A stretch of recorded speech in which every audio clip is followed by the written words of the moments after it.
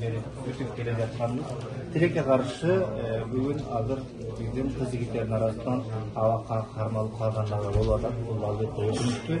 Эми мыйзамдуулуктун негизинде дагы күрөшүү уланат. Албетте биз арызданабыз. Мыйзамдуулук орнош керек өлкөдө. Сиз өзүңүз канааттандырдыңызбы? Мен өзүмдүн мага болгон чечим боюнча мага ыраазы элемин, канааттандырарлык болду деп ойлойм. Негизи эле мага деле мыйзамсыз кармоо, мыйзамсыз күнөөлөө болуп келгенде ушул убакка чейин делечи.